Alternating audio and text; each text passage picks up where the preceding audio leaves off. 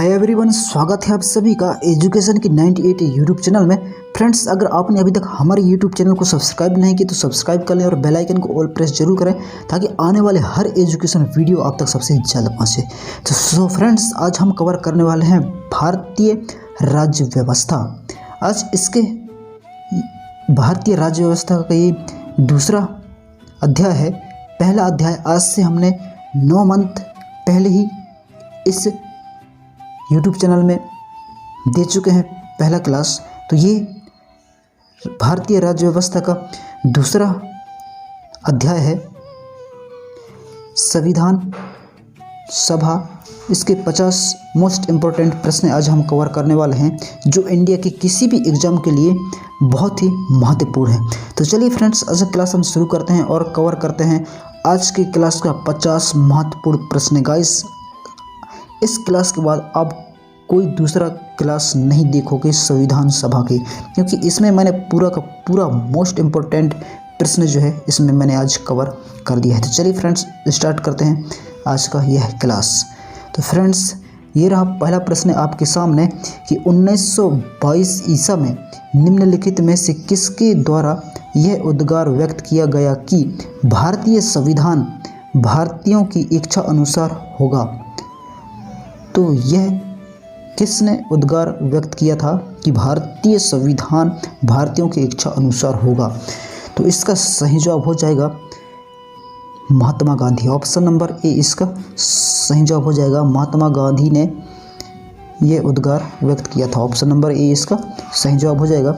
अगला प्रश्न है, 1924 ईसा में किसके द्वारा ब्रिटिश सरकार से यह मांग की गई कि भारतीय संविधान के निर्माण के लिए संविधान सभा का गठन किया जाए? तो किसने ये मांग की थी? तो ये किया था मोतीलाल नेहरू ने। किसने? मोतीलाल नेहरू ने। ऑप्शन नंबर सी इसका सही जवाब हो जाएगा। अगला प्रश्न है, संविधान सभा के विचार का औपचारिक रूप से प्रतिपादन किसके द्वारा किया गया? संविधान सभा के विचार का औपचारिक रूप से प्रतिपादन किसके द्वारा किया गया? तो ये किया गया था CN राव के द्वारा। किसके द्वारा? CN राव के द्वारा। ऑप्शन नंबर सी इसका सही जवाब हो जाएगा। ऑप्शन नंबर सी इसका सही जवाब हो जाएगा। अगला प्रश्न है, संविधान सभा को किसने मूर्त रूप प्रदान किया? तो किसने संविधान सभा को मूर्त रूप प्रदान किया? तो ये किया था जवाहरलाल नेहरू ने। किसने? जवाहरलाल नेहरू ने। ऑप्शन नंबर डी इसका सही जवाब हो जाएगा। अगला प्रश्न है, कांग्रेस ने किस वर्ष किसी प्रकार की बाह्य हस्तक्षेप के बिना भारतीय जनता द्वारा संविधान के निर्माण की मांग को लेकर प्रस्ताव पारित किया था? तो कब प्रस्ताव पारित किया था कांग्रेस ने? तो ये किया था 1936 में। ऑप्शन नंबर सी इसका सही जवाब हो जाएगा। ऑप्शन नंबर सी इसका सही जवाब हो जाएगा। अगला प्रश्न है, 1938 में किस व्यक्ति ने वयस्क मत अधिकार के आधार पर संविधान सभा के गठन की मांग की? तो किसने मांग की थी? तो ये किया था जवाहरलाल नेहरू ने। किसने? जवाहरलाल नेहरू ने। ऑप्शन नंबर बी इसका सही जवाब हो जाएगा। अगला प्रश्न है, वर्ष 1942 में किस योजना के तहत यह स्वीकार किया गया कि भारत में एक निर्वाचित संविधान सभा का गठन होगा जो कि युद्धोपरांत संविधान का निर्माण करेगी? तो ये किस योजना के तहत स्वीकार किया गया? तो ये किया गया था क्रिप्स योजना के तहत। ऑप्शन नंबर ए इसका सही जवाब हो जाएगा। अगला प्रश्न है, संविधान सभा के गठन की मांग सर्वप्रथम 1895 में किसके द्वारा प्रस्तुत की गई? तो किसके द्वारा प्रस्तुत की गई? तो ये की गई थी बाल गंगाधर तिलक के द्वारा। ऑप्शन नंबर डी इसका सही जवाब हो जाएगा। ऑप्शन नंबर डी इसका सही जवाब हो जाएगा। अगला प्रश्न है, भारत की संविधान सभा गठित करने का अधिकार क्या था? आधार क्या था? भारत की संविधान सभा गठित करने का आधार क्या था? तो क्या था गाइस इसका आधार? तो इसका आधार था cabinet mission plan 1946। Option number B इसका सही जवाब हो जाएगा। ऑप्शन नंबर बी इसका सही जवाब हो जाएगा। अगला प्रश्न है, भारत की संविधान सभा किसके अनुसार गठित की गई? भारत की संविधान सभा किसके अनुसार गठित की गई? तो ये की गई है कैबिनेट मिशन योजना के अनुसार। ऑप्शन नंबर डी इसका सही जवाब हो जाएगा। अगला प्रश्न है, सन 1936 में भारतीय राष्ट्रीय कांग्रेस द्वारा संविधान सभा के गठन की मांग कहाँ पर हुई? अधिवेशन में रखी गई। तो कहाँ पर जो है गठन की मांग पर हुई, अधिवेशन रखी गई? तो ये कहाँ पर हुई थी? तो ये हुआ था लाहौर में, कहाँ पर? फैजपुर में। ऑप्शन नंबर सी इसका सही जवाब हो जाएगा, फैजपुर में। Option number C. अगला प्रश्न है, कैबिनेट मिशन योजना के अनुसार संविधान सभा में कुल कितने सदस्य होते थे? तो कुल कितने सदस्य होते थे संविधान सभा में कैबिनेट मिशन योजना के अनुसार? तो इसमें होते थे 389 सदस्य। ऑप्शन नंबर ए इसका सही जवाब हो जाएगा। ऑप्शन नंबर ए इसका सही जवाब हो जाएगा। अगला प्रश्न है, प्रस्तावित मूल संविधान में कुल सदस्यों का विभाजन किस प्रकार होना निश्चित हुआ था? तो किस प्रकार विभाजन निश्चित होना हुआ था सदस्यों का? तो ये हुआ था उपयुक्त सभी, मतलब ब्रिटिश प्रांतों के 292 प्रतिनिधित्व, देसी रियासतों के 93 प्रतिनिधित्व, मुख्य कमिश्नरी क्षेत्र के 4 प्रतिनिधित्व, मतलब उपरोक्त सभी के अनुसार जो है निश्चित हुआ था। ऑप्शन नंबर डी इसका सही जवाब हो जाएगा। अगला प्रश्न है, संविधान सभा में विभिन्न प्रांतों के लिए 292 सदस्यों का निर्वाचन होना था। इनमें से कांग्रेस के कितने प्रतिनिधित्व निर्वाचित होकर आए? तो कितने प्रतिनिधित्व निर्वाचित होकर आए कांग्रेस के? तो ये आए थे 208। ऑप्शन नंबर बी इसका सही जवाब हो जाएगा। ऑप्शन नंबर बी इसका सही जवाब हो जाएगा। अगला प्रश्न है, पुनर्गठन के फलस्वरूप वर्ष 1947 में संविधान सभा के सदस्यों की संख्या कितनी रह गई? तो कितनी रह गई 1947 में संविधान सभा के सदस्यों की संख्या? तो ये रह गई 299। ऑप्शन नंबर बी इसका सही जवाब हो जाएगा। 299 सदस्य रह गए। अगला प्रश्न है, संविधान सभा पुनर्गठित में देसी रियासत के लिए कितने प्रतिनिधित्व थे? तो कितने प्रतिनिधित्व थे देसी रियासत के लिए? तो ये थे 70। कितने थे? 70। ऑप्शन नंबर बी इसका सही जवाब हो जाएगा। अगला प्रश्न है, पुनर्गठित संविधान सभा में विभिन्न प्रांतों के लिए कितने प्रतिनिधित्व थे? अब पुनर्गठन संविधान सभा में विभिन्न प्रांतों के लिए कितने प्रतिनिधित्व थे? तो कितने प्रतिनिधित्व थे? ये थे 229। ऑप्शन नंबर बी इसका सही जवाब हो जाएगा। अगला प्रश्न है, संविधान सभा के सदस्यों को निम्न में से किसने प्रत्यक्ष रूप से निर्वाचित किया? तो किसने प्रत्यक्ष रूप से निर्वाचित किया संविधान सभा के सदस्यों को? तो ये किया था प्रांतों की विधानसभा। ऑप्शन नंबर ए इसका सही जवाब हो जाएगा। ऑप्शन नंबर ए इसका सही जवाब हो जाएगा। अगला प्रश्न है, संविधान सभा में किस प्रांत का प्रतिनिधित्व सबसे अधिक था? तो किस प्रांत का प्रतिनिधित्व सबसे अधिक था संविधान सभा में? तो ये था संयुक्त प्रांत के। किसके? संयुक्त प्रांत के। ऑप्शन नंबर डी इसका सही जवाब हो जाएगा। अगला प्रश्न है, संविधान सभा में किस देसी रियासत की प्रतिनिधित्व ने भाग नहीं लिया था? तो किस देसी रियासत के प्रतिनिधित्व ने भाग नहीं लिया था संविधान सभा में? तो ये था हैदराबाद के, कहाँ के? हैदराबाद के। ऑप्शन नंबर सी इसका सही जवाब हो जाएगा। ऑप्शन नंबर सी इसका सही जवाब हो जाएगा। अगला प्रश्न है बी.आर. अम्बेडकर का संविधान सभा में निर्वाचन हुआ, तो कहाँ से इसका निर्वाचन हुआ था बी.आर. अम्बेडकर का? तो ये हुआ था पश्चिम बंगाल से। कहाँ से? पश्चिम बंगाल से। ऑप्शन नंबर ए इसका सही जवाब हो जाएगा। ऑप्शन नंबर ए इसका सही जवाब हो जाएगा। अगला प्रश्न है संविधान सभा का चुनाव निम्न में से किस आधार पर हुआ?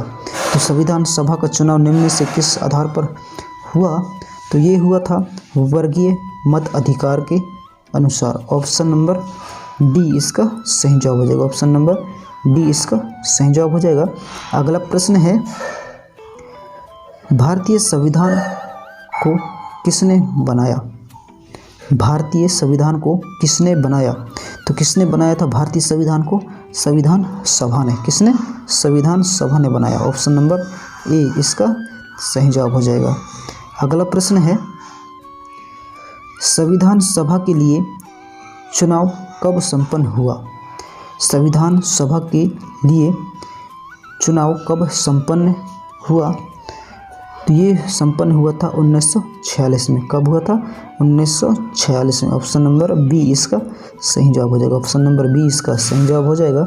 अगला प्रश्न है भारतीय संविधान सभा की स्थापना कब हुई? भारतीय संविधान सभा की स्थापना कब हुई? तो भारतीय संविधान सभा की स्थापना हुई थी कब?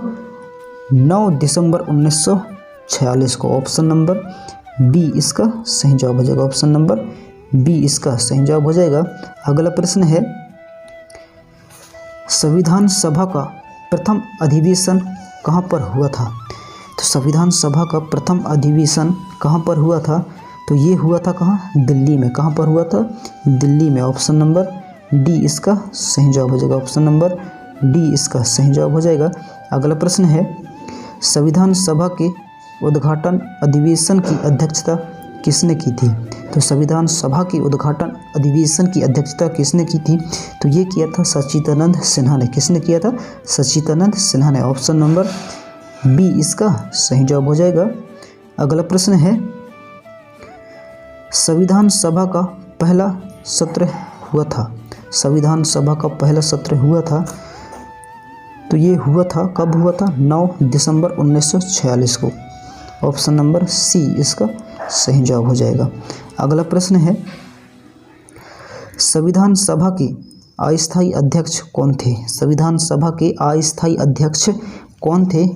तो कौन थे? सच्चिदानंद सिन्हा थे। कौन थे? सच्चिदानंद सिन्हा थे संविधान सभा के अस्थायी अध्यक्ष। ऑप्शन नंबर सी इसका सही जवाब हो जाएगा। अगला प्रश्न है संविधान सभा के स्थायी अध्यक्ष कौन थे? संविधान सभा के स्थायी अध्यक्ष कौन थे? तो संविधान सभा के स्थायी अध्यक्ष कौन थे? Doctor Rajendra Prasad. Option number C इसका सही जवाब हो जाएगा। अगला प्रश्न है 11 दिसंबर 1946 को किसे संविधान सभा का स्थायी अध्यक्ष चुना गया था? 11 दिसंबर 1946 को किसे संविधान सभा का स्थायी अध्यक्ष चुना गया था? तो किसको चुना गया था स्थायी अध्यक्ष? ये चुना गया था डॉक्टर राजेंद्र प्रसाद को। ऑप्शन नंबर बी इसका सही जवाब हो जाएगा। अगला प्रश्न है संविधान सभा के संवैधानिक सलाहकार कौन थे? संविधान सभा के संवैधानिक सलाहकार कौन थे? तो ये कौन थे? Benegal Narsingh Rao. Benegal Narsingh Rao. Option number D इसका सही जवाब हो जाएगा। ऑप्शन नंबर डी इसका सही जवाब हो जाएगा। अगला प्रश्न है संविधान सभा की चुने हुए स्थायी अध्यक्ष कौन थे? संविधान सभा की चुने हुए स्थायी अध्यक्ष कौन थे? तो इसका सही जवाब हो जाएगा option number C doctor Rajendra Prasad. Option number C इसका सही जवाब हो जाएगा। अगला प्रश्न है निम्नलिखित में से कौन संविधान सभा का सदस्य नहीं था? निम्नलिखित में से कौन संविधान सभा का सदस्य नहीं था? तो कौन नहीं था संविधान सभा का सदस्य? H.H. Bag. Option number C इसका सही जवाब हो जाएगा। ऑप्शन नंबर सी इसका सही जवाब हो जाएगा। अगला प्रश्न है, संविधान के विभिन्न पहलुओं की अध्ययन हेतु संविधान सभा ने कितनी समितियां नियुक्त की थी? तो कितनी समितियां नियुक्त की थी संविधान सभा ने? तो ये की थी कितना? 13 समितियां नियुक्त की थी। ऑप्शन नंबर सी इसका सही जवाब हो जाएगा। अगला प्रश्न है, संविधान सभा की प्रारूप समिति की नियुक्ति कब हुई? संविधान सभा की प्रारूप समिति की नियुक्ति कब हुई? तो ये हुई कब हुई थी? 29 अगस्त 1947 को। ऑप्शन नंबर सी इसका सही जवाब हो जाएगा। ऑप्शन नंबर सी इसका सही जवाब हो जाएगा। अगला प्रश्न है, भारतीय संविधान सभा की प्रारूप समिति के अध्यक्ष थे। तो कौन थे भारतीय संविधान सभा के प्रारूप समिति के अध्यक्ष? तो ये थे doctor BR Ambedkar. Option number C इसका सही जवाब हो जाएगा। अगला प्रश्न है, संविधान सभा की प्रारूप समिति में सदस्यों की संख्या कितनी थी? तो कितनी थी सदस्यों की संख्या? तो ये थी 7। कितनी थी? 7। ऑप्शन नंबर बी इसका सही जवाब हो जाएगा। ऑप्शन नंबर बी इसका सही जवाब हो जाएगा। अगला प्रश्न है, निम्नलिखित में कौन भारतीय संविधान की प्रारूपण समिति के सदस्य नहीं थे? प्रारूपण समिति के सदस्य नहीं थे भारतीय संविधान के। तो कौन नहीं थे? Doctor Rajendra Prasad. Option number D इसका सही जवाब हो जाएगा। अगला प्रश्न है, संविधान की प्रारूप समिति के समक्ष प्रस्तावना का प्रस्ताव किसने रखा? तो किसने रखा था प्रारूप समिति के समक्ष प्रस्तावना का प्रस्ताव? तो ये रखा था जवाहरलाल नेहरू ने। ऑप्शन नंबर डी इसका सही जवाब हो जाएगा। अगला प्रश्न है, संविधान सभा में सभी निर्णय किस आधार पर लिए गए? संविधान सभा में सभी निर्णय किस आधार पर लिए गए? तो ये लिए गए थे सहमति और समायोजन के अनुसार। ऑप्शन नंबर डी इसका सही जवाब हो जाएगा। अगला प्रश्न है, संविधान सभा में उद्देश्य प्रस्ताव किसने प्रस्तुत किया? संविधान में उद्देश्य प्रस्ताव किसने प्रस्तुत किया? तो किसने प्रस्तुत किया था? तो ये किया था जवाहरलाल नेहरू ने। ऑप्शन नंबर सी इसका सही जवाब हो जाएगा।